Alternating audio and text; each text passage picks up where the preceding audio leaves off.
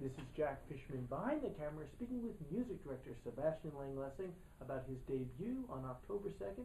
Sebastian, tell us about some of the pieces that are going to come before Mahler Symphony No. 1. Yeah, it might look on paper a little bit strange to put a children's score from Carmen and a cappella songs by Brahms in connection to a Mahler symphony. Is it just a filler to make it longer, or do you just want to put a lot of people, involve a lot of people? No, but there is a deeper meaning. First of all, there is of course a strong connection between these pieces and the Mahler First Symphony, and there's also a very symbolic element in it.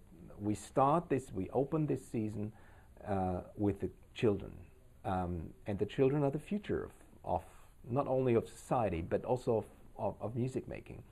And it also shows that the San Antonio Symphony really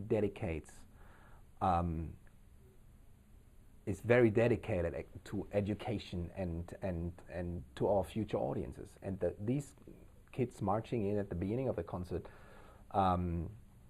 symbolize this mission very well.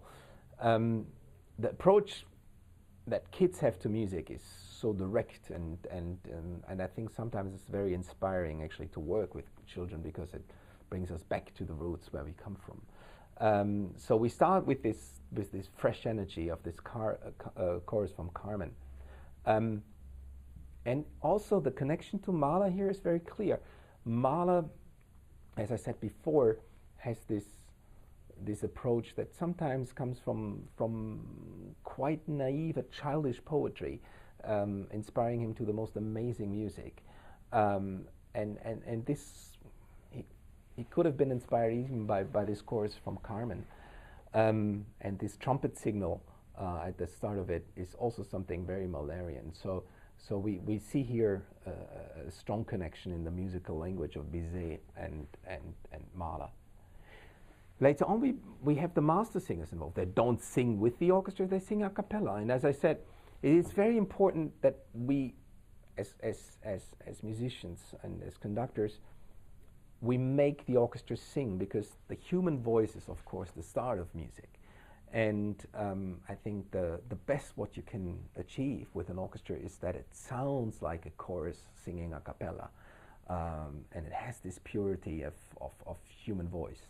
And so having Mahler combined with a cappella songs by Brahms, I think shows also the tradition where Mahler started and where he continued his way into the symphonic world. As we know, he composed a lot of songs before he started composing symphonies. So the human voice was very important for him. Also the same approach here. Brahms always, even in his late works, went back to folk songs. And some of these folk songs we are presenting are one of Brahms' very late works.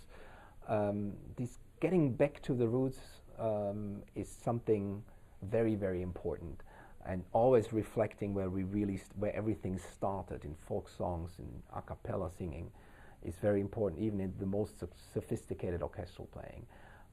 With such a huge orchestra like in Mahler 1, shows that we always reflect and where we come from and where we start.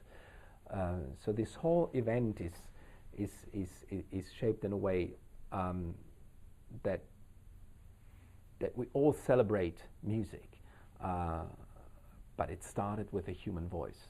And Mahler used the human voice in later symphonies, but not in the first. But it's always there, and I think that's something we want to showcase by presenting the chorus in the beginning. Sounds like a unique but thrilling way to start your tenure as music director.